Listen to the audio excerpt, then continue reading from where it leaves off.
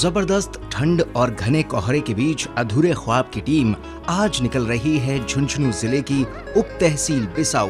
करीब 30,000 की आबादी वाले इस कस्बे में तकरीबन 55% के करीब मुस्लिम आबादी बसी है। झुंझुनू और चूरू के बीच बसे इस कस्बे में आजादी से लेकर अब तक क्या कुछ मिल पाया है यहाँ के मुस्लिमों को, आइए देखते हैं। तालीम के हालात जानने के लिए हमारी टीम सबसे पहले पहुंची मेन रोड के किनारे स्थित यहाँ के बड़े मदरसे में। कौम की मदद से चलने वाले इस मदरसे में उर्दू, अरबी के साथ साथ दुनियावी तालीम भी दी जा रही है।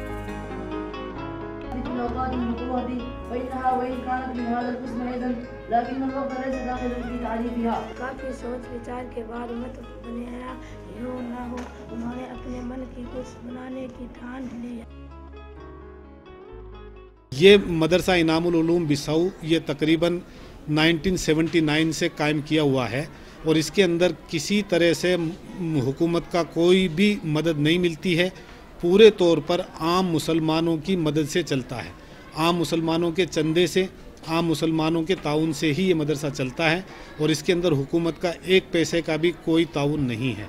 अपने तौर पर तो समाज जितनी हो सकता कोशिश कर रहा है और इसके अंदर कोई कमी भी नहीं है।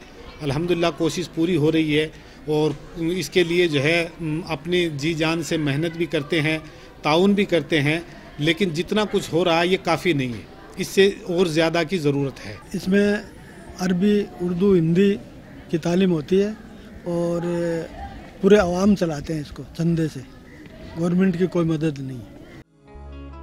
यहाँ से निकलकर हमारी टीम पहुंची एक स्कूल में। 10वीं तक चलने वाले इस स्कूल को यहाँ की तंजीम ही चला रही है। सरकार की तरफ से अगर कुछ मिला है तो सिर्फ रजिस्ट्रेशन, इसके अलावा सरकार की तरफ से इसे कुछ नहीं मिला। मुस्लिम आबादी के बीच बसे इस स्कूल की खास बात यह है कि इसमें लड़कों के मुकाबले लड़कियों की तादाद ज्यादा है और सब लड़कियों के अपने अपने ख्वाब भी हैं। मेरे स्कूल का नाम मौलाना आज़ाद सेकेंडरी स्कूल और मैं 6th क्लास में पढ़ती हूँ और मैं टीचर बनना चाहती हूँ। मैं अच्छे से इतनी अच्छी टीचर बनना चाहती हूँ कि मैं अपने स्कूल में अच्छे बच्चे को पढ़ाऊँ। मुस्कान। किस क्लास में पढ़ते हो आप? 6th क्लास में। क्या सब्जेक्ट अच्छा लगता है? English. Johnny Johnny yes papa, eating sugar no papa, telling rhyme no papa, open your mouth ha ha. क्या बनना चाहते हो पढ़ के? टीचर। क्या सब्जेक्ट पसंद है? मुझे साइंस बहुत पसंद है, मैं डॉक्टर बनना चाहती हूँ। मुझे मैथ सबसे अच्छी लगती है और इंजीनियर बनना चाहती हूँ। मेरा नाम सुमैया तवर है। हमारे यहाँ कॉलेज होना चाहिए गर्ल्स और मुझे साइंस से बहुत प्यार है। पहले से ज़्यादा बहुत अच्छे हालात हैं यहाँ तो लड़कियों के लिए ख़ास तौर पे अभी अच्छा चल रहा है हमारे यहाँ स्कूल में। लड़कियाँ अभी आगे आ रही हैं आगे पढ़ने के लिए, लेकिन इससे निकलकर दूसरे स्कूल में हम जाना चाहे वहाँ पर कोई हमारे लिए अच्छी सुविधा नहीं है। वहाँ उर्दू सब्जेक्ट नहीं है और एक गर्ल्स कॉलेज भी नहीं है यहाँ पर। प्राइवेट कॉलेज है तो उसमें उर्दू सब्जेक्ट नहीं है, तो आगे थोड़ी दिक्कत हो रही है। सीनियर के बाद में अगर हम पढ़ना चाहें तो वो अगर हो जाए हमारे लिए तो बहुत अच्छा हो जाएगा। ये सब हमारी तंजीम जो है ना, सब कलेक्शन करके ये तंजीम खुद चला रही है, इंडिपेंडेंट खुद है, एक्सपेंस कर रही है। 70 से इनकी जो है रजिस्ट्रेशन मान्यता है, उस वक्त से चल रही है, लेकिन पहले 5th तक थी, अब 10th तक है। तो माशाल्लाह ऐसा है कि कौम वालों ने गर्ल्स स्कूल की व्यवस्था की है। 6 से 10th अलग गर्ल्स पढ़ाया जा रहा है। तालीम का मेयार अच्छा है फिलहाल। अफसोस बिसाऊ में कोई मुस्लिम गर्ल्स कॉलेज नहीं है, जिसकी वजह से यहाँ की लड़कियों में मायूसी जरूर है। मुस्लिम गर्ल्स स्कूल नहीं है, खासतौर पर लड़कियाँ आप पढ़ने के लिए आगे आ रही है, लेकिन उनके लिए स्कूल की बस हो रही है। अगर स्कूल हो जाए प्राइवेट तो है, गवर्नमेंट स्कूल हो जाए लड़कियों के लिए, गर्ल्स हो जाए और उसके अंदर उर्दू सब्जेक्ट भी आ जाए तो हमारे लिए बहुत अच्छा हो जाएगा। मेरा नाम सबिया सैयद है। हमारे स्कूल में उर्दू अच्छे से पढ़ाई जाती है। सर हमारे स्कूल में हम 9th क्लास पढ़ते हैं। सर 10th क्लास के बाद हम गर्ल्स स्कूल में कॉलेज में पढ़ना चाहते हैं। सर यहाँ पर गर्ल्स कॉलेज नहीं है। हेलो, मेरा नाम हलीमा सैयद है और मैं 9th क्लास में पढ़ती हूँ। हम चाहते हैं कि हमारे बिसाऊ में कोई अच्छा कॉलेज बने, गर्ल्स कॉलेज बने, जिसमें हम अच्छी एजुकेशन पा सकें। नहीं, हमें इससे कोई प्रॉब्लम नहीं, लेकिन फिर भी हमारे घर वाले ना ऐसा सोचते हैं कि लड़के साथ नहीं पढ़ने चाहिए, इसलिए लड़कियों का अलग गर्ल्स कॉलेज होना चाहिए। औरतें पढ़ी लिखी नहीं होती तो काफ़ी दिक्कतों का सामना करना पड़ता है उनको। कोई छोटी मोटी बात हो जाती है तो वो उनको फेस नहीं कर पाती है। और जैसे बच्चे पढ़ा रहे, इंग्लिश मीडियम बच्चे पढ़ रहे हैं तो उन्हें ये नहीं पता कि बच्चे की मीटिंग अटेंड कैसे करनी है, किस तरीके से बात करनी है, तो काफ़ी समस्या होती है। मेरे हिसाब से औरतों को पढ़ा लिखा होना ही चाहिए। और मैं तो ये चाहती हूँ कि यहाँ हमारे बिसाऊ में गवर्नमेंट कॉलेज भी होनी चाहिए ताकि लड़कियाँ 10 तक तो चलो मौलाना आज़ाद में कर ही लेती है वो जैसे तैसे करके, लेकिन आगे वो बहुत मुश्किल है, नहीं जा पाती। हायर एजुकेशन के लिए इनको बच्चे हर इंटेड रखते हैं बच्चे, लेकिन स्केर्सिटी जो है ना यहाँ बहुत कम है मनी का हिसाब। तो बच्चे जो है ना 10th क्लास है और दिल में रखते हैं कि BA तक हो जाए इसका, तो इसके अंदर हर चीज़ की ज़रूरत पड़ती है ना। जहाँ तक सवाल है बिसाऊ का, तो चाहे पिछली गवर्नमेंट हो या इस गवर्नमेंट हो, इसके अंदर तालीमी एतबार से मुसलमानों के लिए कुछ नहीं हुआ। हाँ, इतना ज़रूर है कि पिछली अशोक गहलोत की सरकार में पैरा टीचर्स वगैरह लगाए गए थे और वो आज भी हमारे यहाँ पर मौलाना आज़ाद सेकेंडरी स्कूल है उसके अंदर लगे हुए हैं, लेकिन उनको तनख्वाहें नहीं मिलती। इस वजह से कई दिन तक वो आते ही नहीं है पैरा टीचर्स, तो उनका होना न होना बराबर है। और इस 1 साल के अंदर तो इसकी तरफ, उर्दू की तालीम की तरफ या मुसलमानों के दीनी इस एजुकेशनी इदारों की तरफ कोई ध्यान ही नहीं दिया गया। जाहिर है यहाँ का समाज आज तालीम की जरूरत को महसूस करने लगा है। यही वजह है कि समाज के कुछ समझदार लोग कौम की बहबूदी के लिए आगे आए हैं। सबसे पहले तो हुकूमत को यहाँ के इनके पिछड़े हुए हालात के ऊपर जो है रोशनी डालनी चाहिए कि इसकी जो वजह है उसके ऊपर ख़ास ध्यान देना चाहिए। और उसके बाद यहाँ के बच्चे जो है उनको तालीमी एतबार से प्रोत्साहन दिया जाना चाहिए, क्योंकि वैसे भी मुसलमान कमज़ोर तबका है और इनके बच्चे तालीमी एतबार से ज़्यादा नहीं चल पाते। कुछ माँ बाप के माशी हालात कमज़ोर होने की वजह से वो इसको अफोर्ड नहीं कर पाते कि उनको आला तालीम दिला सके।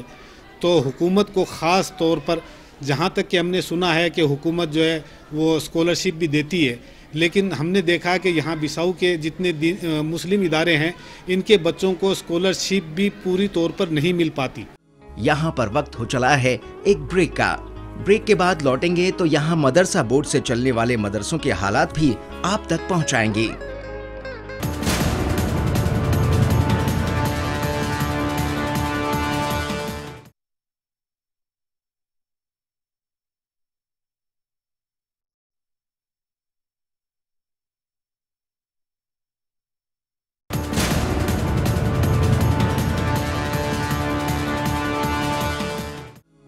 बिसाऊ में मदरसा बोर्ड से भी कई मदरसे संचालित किए गए हैं। इनकी हालत भी देख लीजिए। समाज की तरफ से दिए गए एक हॉल में चलने वाले इस मदरसे में कई पैरा टीचर्स दिए गए हैं। इसके अलावा और कुछ नहीं। इतनी ठंड के बावजूद जमीन पर बैठने को मजबूर हैं यहाँ के बच्चे। मदरसा बोर्ड से फर्नीचर तो दूर, दरी वगैरह भी मुहैया नहीं कराई गई है। हद तो ये है कि मदरसा बोर्ड से यहाँ कंप्यूटर टीचर तो दिए गए हैं, पर कंप्यूटर नदारद हैं। राजू नाम है मेरा और मैं हूँ कंप्यूटर टीचर यहाँ तालीमुल अलबनात मदरसा में, और 3 साढ़े 3 साल से मेरी यहाँ ज्वाइनिंग है और यहाँ पर कंप्यूटर की व्यवस्था नहीं है। वो तो भेजा तो यहाँ कि कंप्यूटर भेज देंगे, मगर अभी तक आया नहीं। पिछली साल के अंदर पिछली सरकार ने हमें मतलब सर्व शिक्षा अभियान से मदरसा बोर्ड में कन्वर्ट कर दिया। अभी 14 महीने हो गए, मुझे मानदेय भी नहीं मिला। नहीं, हॉल में डिस्टर्ब तो होता है क्योंकि एक क्लास में आवाज़ होती है तो दूसरे में पहुंच जाती है। मतलब अलग वैसे कमरे हो तो अच्छी व्यवस्था, अच्छी पढ़ाई हो जाती है। प्रॉब्लम तो होती है सर, पूरी प्रॉब्लम होती है। और न तो हम बच्चों की पढ़ाई करवा सकते हैं, न घर खर्चा चलता, न और चलता, और काफ़ी परेशानी का सामना करना पड़ रहा। और 2001 से हमने ज्वाइनिंग की थी, लेकिन सरकार ने भी मदरसा पैरा टीचर के लिए कोई ऐसे नियम और ऐसे कोई सकारात्मक कदम नहीं उठाए जिससे उनके नियमितीकरण का रास्ता साफ हो सके। यहाँ कई ऐसी लड़कियां भी हैं जो प्रोफेशनल डिग्री के साथ साथ हायर एजुकेशन भी प्राप्त कर रही हैं। समीरा सैयद भी उन लड़कियों में से एक है जो BSc MSc के साथ ही PhD करने जा रही है। ऐसी लड़कियां ही हैं जो समाज को एक नई दिशा दे रही हैं, जिनको देखकर यहाँ की लड़कियां आगे बढ़ रही हैं। जब मैंने स्टार्टिंग की थी तब जो मेरा एम्स था वो मेरा डॉक्टरी का था, बट कोई समस्या ऐसे ही जो इस्लामिक धर्म की वजह से समस्याएं थी कि दूर लड़की को नहीं भेजना चाहिए और क्या करेंगे डॉक्टर बना के, क्या करना है, इस मतलब कई क्वेश्चन फेस हुए, तो फिर मेरे अब्बा ने मना कर दिया, हम लोगों ने इंस्टीट्यूट ज्वाइन नहीं की। फिर मैंने डायरेक्ट बीएससी ज्वाइन की, फिर बीएससी मैंने की। फिर मैंने सोचा चलो बीएससी के साथ मैंने फर्स्ट ईयर में मुझे मालूम नहीं था कि आरपीएमटी होती कैसे, किस तरीके से करते हैं, तो फिर मुझे कोई गाइडलाइन भी नहीं मिला, कहीं किसी ने बताई भी नहीं कि इस तरीके से होती है। तो उसके बाद फिर मैंने बीएससी ज्वाइन कर ली। फिर उसमें मैंने फर्स्ट ईयर की, सेकेंड ईयर की और फाइनल ईयर की। फिर उसके बाद मेरा टारगेट यही रहा कि एमएससी कर लूँ। फिर उसके बाद मैंने एमएससी की। अब एमएससी है, मैं चाहती हूँ कि आगे नेट स्लेट क्लियर कर लूँ और इंशाल्लाह पीएचडी तक की तमन्ना रखती हूँ। अच्छी बात यह है कि अब माँ बाप भी अपनी बच्चियों की पढ़ाई पर जोर दे रहे हैं। हमारे मौलाना आज़ाद में बहुत बच्चियाँ पढ़ रही है, कम से कम 100-150 बच्चियाँ पढ़ रही है। सबसे ज़्यादा फर्स्ट में हमारे बिसाऊ के अंदर बोपारियों में यही है, और कोई भी नहीं बोपारी के अंदर। बच्चे कम पढ़ाई करते, लड़कियाँ अच्छी पढ़ाई करती हैं, और लड़कियाँ पढ़ के काम भी आती है लड़कियाँ आपकी, क्यों अपनी ज़िंदगी सफ़र के अंदर है ना, उसके लिए पढ़ाई आजकल बहुत ज़रूरी है। तालीमी हालात के बाद यहाँ के ज़मीनी हालात भी देख लीजिए। बिसाऊ में कई ऐसे वार्ड हैं जहाँ 98% तक मुस्लिम आबादी बसी है, पर सभी की हालत एक जैसी ही है। 5 नंबर वार्ड को ही देख लीजिए। मुस्लिम आबादी के बीच इस वार्ड में कई लोगों के प्लॉट कटे हैं, जिसमें शहर का सारा गंदा पानी जमा होता है। बरसात के समय तो यहाँ के हालात और भी खराब हो जाते हैं। इसी लापरवाही के चलते कई मासूम बच्चे भी अपनी जान गंवा चुके हैं इस पानी में। इस पानी की वजह से बहुत यहाँ गंदगी रहती है, इसकी वजह से कीड़े मकोड़े मच्छर बहुत ज़्यादा पैदा होते हैं। अक्सर बारिश के टाइम पे तो यहाँ पूरी रोड बंद हो जाती है। स्कूल के छोटे मोटे बच्चे हैं, उनको आने में बहुत ही परेशानी होती है। आजू बाजू के घरों में इतनी बदबू आती है कि पूछो मत, जीना दुश्वार रहता है। ये पानी की बहुत बड़ी समस्या है। यहाँ पे काफ़ी समय से पानी इकट्ठा हो रहा है, या पूरे बिसाऊ का पानी आ जाता है यहाँ पे। इसमें 3 बच्चे भी डूब के काफ़ी समय पहले वो ख़त्म हो चुके थे, लेकिन यहाँ पे कोई भी सुनाई नहीं होती है। नगर पालिका यहाँ कचरा डाल के चले जाती है। काफ़ी समय से लोग इसको देख देख के चले जाते हैं, कोई संविधान नहीं बैठा इसका। काफ़ी बार मंत्री भी देख चुके हैं, सांसद भी देख चुके हैं, लेकिन अभी तक कोई विकास नहीं हुआ है। और यहाँ पे जो संस्था स्कूल चल रहा है, मदरसा चल रहा है, स्कूलें चल रही है, छोटे बच्चे आते हैं, उनके यहाँ खेलते करते हैं। काफ़ी वो घटना होने का डर रहता है। काफ़ी बार लोगों ने शिकायत कर दिया, अभी तक कोई भी समाधान नहीं बैठा इसका। काफ़ी समय से उसका जो भी आते हैं सांसद विधायक मंत्री देख के चले जाते हैं, हो जाएगा यही समस्या चल रही है। लेकिन आते हैं, खाली आश्वासन देते हैं, कुछ नहीं होता है। आते चले जाते हैं। कितनी बार तो अंजुमन के लेटर पैड पे इसका एप्लीकेशन दिया हुआ है, महीने में 2-3 महीने में एक एप्लीकेशन लगता ही लगता है, लेकिन कभी कोई सुनाई नहीं हुई। आते हैं खाली आश्वासन। 2 बार पहले पार्षद रहा, 10 साल नगर पालिका अध्यक्ष रहा, फिर मैं वार्ड पार्षद हूँ। मेरी एक तमन्ना है कि मैं जनता की खूब सेवा करूँ, तो मैंने तय दिल से लोगों के सुबह उठता, साफ सफाई है, लाइट है, और मैं खूब ही कर्मचारियों को और कभी परेशान नहीं किया। मैं अपने आप खुद कार्यभार संभालता था। मैं जनता के लिए तत्पर था। खूब मैंने विकास कार्य करवाए हैं। लोगों की लाख शिकायत करने के बावजूद यहाँ का नगर पालिका कोई सुनवाई करता नजर नहीं आता। हालांकि नए नगर पालिका चेयरमैन बनने के बाद जरूर कुछ काम होते नजर आ रहे हैं। सिविल इंजीनियर का कहना है कि ये सारे हालात प्रशासन की नजर में हैं और इसे जल्द ही हल कर लिया जाएगा। नई जो नगर पालिका है ना, अरुण जो चेयरमैन बना है वो बनाएगा इंशाल्लाह। कितनी उम्मीद है? बहुत उम्मीद है, 101% उम्मीद है हमको। मेरे ज्वाइन करने के बाद में मैंने कंटिन्यूस अभी पूरे बिसाऊ का सर्वे किया। हमने उनके बाद में सर्वे करने के बाद में जितने भी रोड्स का मेंटेनेंस, ड्रेनेज की प्रॉब्लम सारी का सर्वे करके और हमने टेंडर निकाले। और मेरे के आने के बाद मैंने कम से कम 4 करोड़ के आसपास काम कर चुका हूँ। 4 करोड़ के रुपए का यहाँ पे काम कर चुके हैं डेवलपमेंट के लिए। और अभी फिलहाल नए चेयरमैन बने हैं बीजेपी के, हारून खत्री जी। उनके आने के बाद उन्होंने काफ़ी निर्देश दिए हैं। उन निर्देश के अनुसार हम लोग प्लानिंग कर रहे हैं। सारा सर्वे दोबारा किया जा रहा है। हालात तो आप देख ही रहे हो, आपके सामने हालात बहुत ही ख़राब है। खासकर मुस्लिम बस्तियों में तो इतने बदतर हालात है कि सोच भी नहीं सकते। हर वक्त जो है मुस्लिम एरिया ही पॉलिटिकल शिकार हो जाते हैं। चेयरमैन होता है, मुस्लिम इलाकों में आते नहीं। हमारा वार्ड नंबर 8 है, वार्ड नंबर 6 30 साल से बसासत में है, लेकिन आज तक बुनियादी सुविधा के नाम पर कुछ भी नहीं है। बिल्कुल लेस, नाली नहीं है, सड़क नहीं है, कोई व्यवस्था नहीं है। और कभी चेयरमैन जी को या 20 पार्षदों को इस बात की फुर्सत नहीं मिलेगी वो उस वार्ड की तरफ ध्यान भी दे। उनको फुर्सत नहीं, उनको अपनी राजनीति अपनी रोटियां सेकने में फुर्सत है। वार्ड नंबर 5 के अंदर पानी भरा हुआ है और ये भी मुस्लिम बस्ती के अंदर होने की वजह से इस पानी का आज तक कोई निकासी की व्यवस्था नहीं है। अगर यही किसी और वार्ड में होता तो ज़्यादा मतलब ध्यान देते। इसमें 3 बच्चे डूब के मर गए। तो हम लोग उसी पे अभी काम कर रहे हैं, उसी प्रोजेक्ट। अब उसको प्रोजेक्ट एक बहुत बड़ा प्रोजेक्ट तैयार करेंगे और उसको तैयार करके वहाँ पे हम पहले भी हमारी वहाँ पे 20 HP की मोटर लगी हुई है, लेकिन वो थोड़ा सा उससे ज़्यादा पानी हम लोग बाहर नहीं निकाल पा रहे थे। लेकिन उसको अब एक्सटेंशन करके हम लोग वहाँ पे सोकत कुएँ बनाकर उस पानी को वहीं पर डिस्पोज कर देंगे।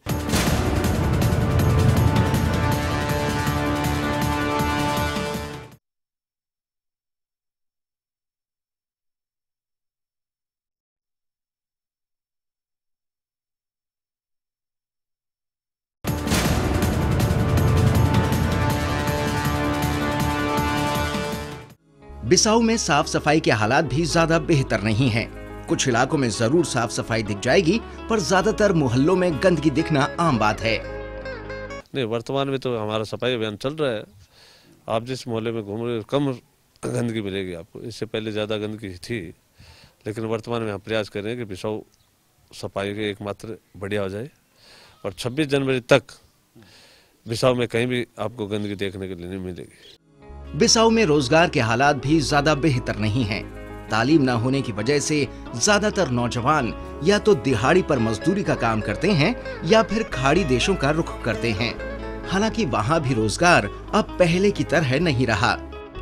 ज्यादातर क्या यहाँ सिविल वर्क से जुड़े हुए सब मुस्लिम कास्ट के, तो ज्यादातर वो बाहर ही पसंद करते जाना है क्योंकि वहाँ रोजगार ज्यादा है वो हिसाब में, बस। और कुछ और ज़्यादा बड़ी कोई रीज़न नहीं है।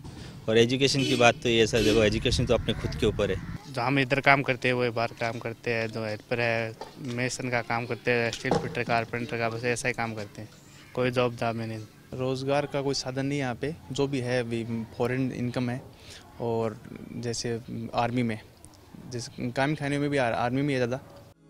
बिसाऊ में कोई ऐसी इंडस्ट्री भी नहीं है जिससे जुड़कर लोग रोजगार हासिल कर सकें। यहाँ छोटा मोटा रोजगार करना भी बड़ी समस्या है, जिसकी वजह है लोन का सही समय पर ना मिल पाना। यंग जनरेशन ज़्यादातर बाहर है हमारा मुस्लिम कास्ट में, और देखा जाए तो यहाँ भी ज़्यादा यंग जनरेशन और ज़्यादा सिविल लाइन से जुड़े हुए, जैसे सरकारी गवर्नमेंट जॉब वगैरह। तो यहाँ हमारी मुस्लिम कास्ट में तो बहुत मतलब कुछ परसेंट 102% हो गया मुश्किल से।